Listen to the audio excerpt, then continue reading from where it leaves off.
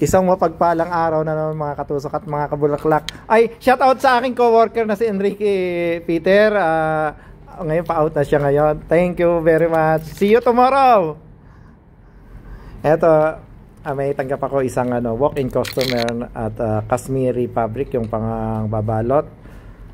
At nagustuhan niyang kulay ay pink daw. Kaya puro pink yan. 20 pieces na pink. At nilagyan ko ng Paris leaf kasi hindi ako kumuha ngayon ng bulaklak at naghihintay ako ng balita sa aming amo kung ano bang balita kasi itong shop namin wala naman sinasabi yung aming amo.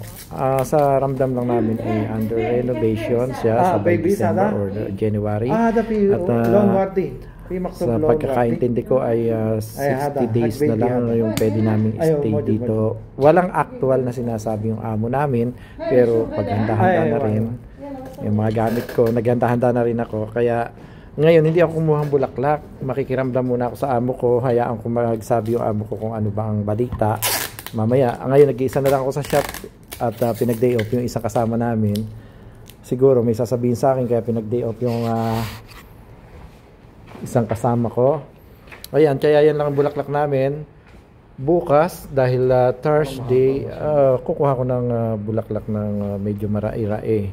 Kasi kung December, meron pa namang salary day dito sa November para makabenta-benta. Ayan nga, yung si Madam, yung pang baby girl daw yung hadiah nila pang sa hospital kasi kapapanganak ng mother. Ayan, kaya baby pink yung flower at yan yung balot, Kashmiri na fabric.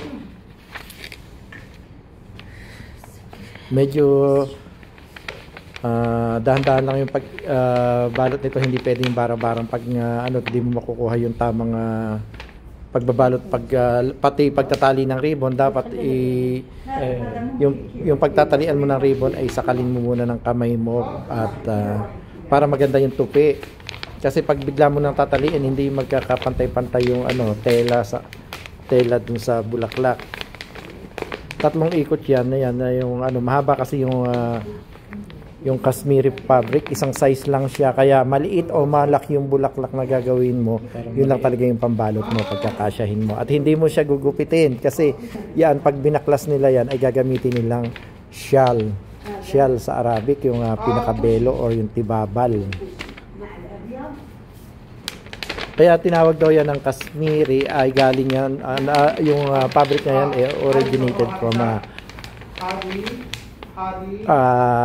from India na tinatawag nilang yung place na yun ay Kashmiri yung lugar. Malamig daw doon sa lugar na yon at yayayan yung mga tao, yun ang yung mga ginagawa nila. Yan ang business nila sa India. At sa Pakistan meron din ganyan nagagawa. At yung Kashmiri fabric daw na yan, sabi nung kasama kong India, ay yari yan sa kamay. Ginagawa lang nila yan. Yung old style na hindi ko alam ano tawag doon, paano yung, basta yung paggagawa nila yan ay mano-mano sa kamay. Ayun nga, natapos na at niribunan ko siya ng pink din.